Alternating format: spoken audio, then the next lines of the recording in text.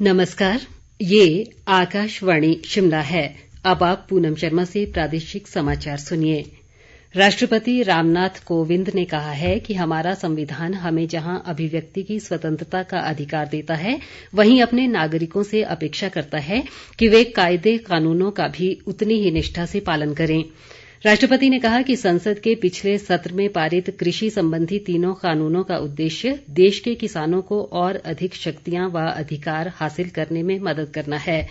राष्ट्रपति ने कहा कि संकट की इस घड़ी में भारत ने दुनिया के कई देशों को कोरोना महामारी के लाखों टीके मुफ्त उपलब्ध कराकर मानवता के प्रति अपने दायित्वों का निर्वाह किया है।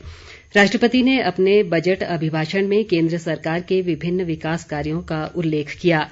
उन्होंने कहा कि चेन्नई से पोर्ट ब्लेयर तक सबमरीन ऑप्टिकल फाइबर केबल हो, अटल टनल हो या फिर चार धाम सड़क परियोजना, हमारा देश विकास के कार्यों को आगे बढ़ाता रहा है। इस बीच मुख्यमंत्री जयराम ठाकुर ने अभिभाषण में अटल टनल रोहतांग के जिक्र को हिमाचल के लिए गौरव की बात बताया है। उन्होंने कहा कि ये परियोजना आधुनिक इंजीनियरिंग का बहुत बड़ा उदाहरण है।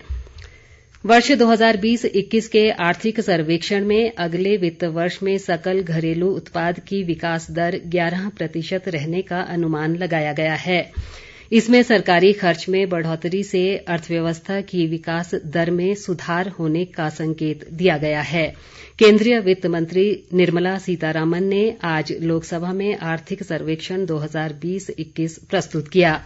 सर्वेक्षण में कहा गया है कि निर्यात और सरकारी उपभोग में बढ़ोतरी होने से अर्थव्यवस्था में गिरावट का सिलसिला रोकने में मदद मिलेगी।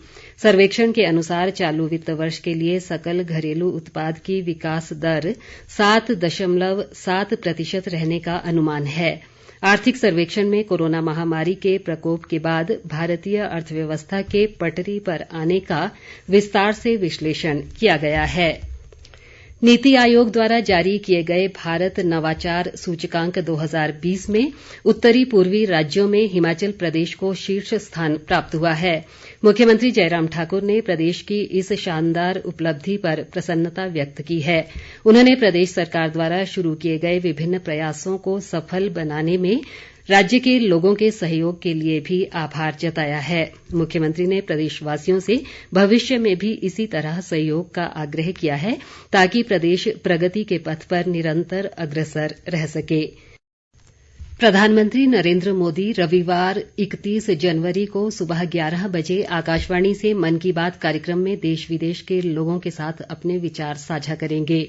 मासिक रेडियो कार्यक्रम का ये 73वां संस्करण होगा। ये कार्यक्रम आकाशवाणी व दूरदर्शन के सभी नेटवर्क और आकाशवाणी समाचार की वेबसाइट www.newsonair.com और news on AIR mobile app पर भी प्रसारित किया जाएगा। आकाशवाणी, दूरदर्शन समाचार, प्रधानमंत्री कार्यालय तथा सूचना और प्रसारण मंत्रालय के यूट्यूब चैनलों पर भी इसका लाइव स्ट्रीम किया जाएगा। लाहौल स्पीति ज़िले में सर्दियों के मौसम में उत्सवों और त्योहारों का दौर शुरू हो जाता है। इन दिनों हालड़ा उत्सव घाटी में अलग अलग स्थानों पर अलग अलग समय पर मनाया जा रहा है। इसी कड़ी में पट्टन घाटी में भी ये उत्सव मनाया गया। इस दौरान लोग अपने इष्ट देव की विधिवत पूजा अर्चना कर आने वाले समय के लिए अच्छी फसल की कामना करते हैं और इसके बाद देवदार की लकड़ी से निर्मित जलती हुई मशालें लेकर एक स्थान पर एकत्रित होते हैं। मान्यता है कि जलती हुई मशालों से बुरी आत्माओं और भूत प्रेतों को भगाया जाता है। इसी के साथ ये समाचार बुलेटिन समाप्त हुआ। नमस्कार।